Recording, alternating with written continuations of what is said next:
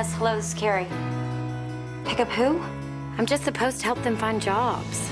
You must be the guys from Somalia, Senegal, Sudan. Did your luggage come down the chute?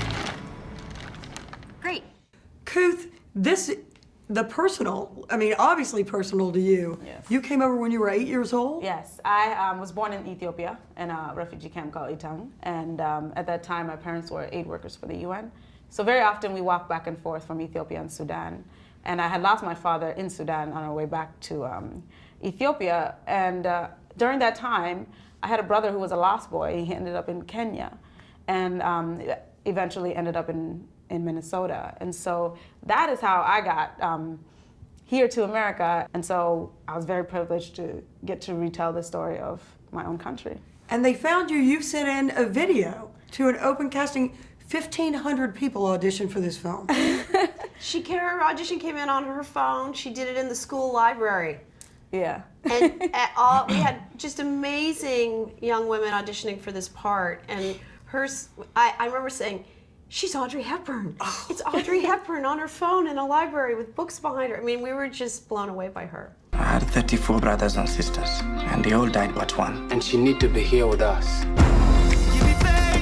That's going to be a problem. All flights from the Kakuma refugee camp have been stopped. Since 9/11, the program here is stopped indefinitely. She's a child refugee of war.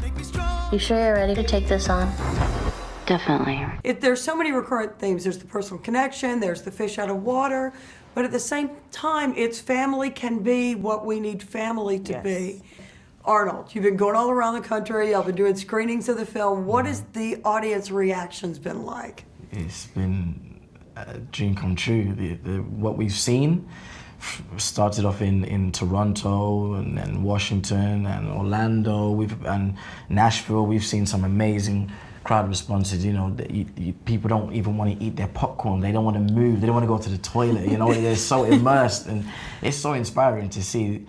You know, Margaret's writing, the effects of what she. You know, that's 11 years of work. And it's got to be a huge moment for you because such a labor to get this movie to the screen. Now that the story's out there and that there will be an awareness that there's never been before. Yes. About the Lost Boys, what do you hope will happen? Well, we've created the Good Life Fund, and we're hoping that every person that sees the film will give $1, $5, $20 for humanitarian aid and educational purposes for all of those left back in the Kakuma refugee camp. We've also got all these amazing lost boys and girls in the country who are paying for college, getting their PhDs. We want to help them with their education.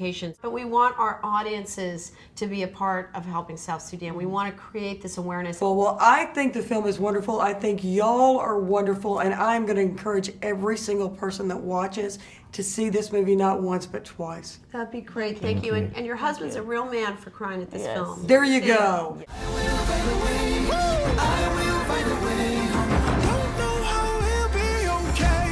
But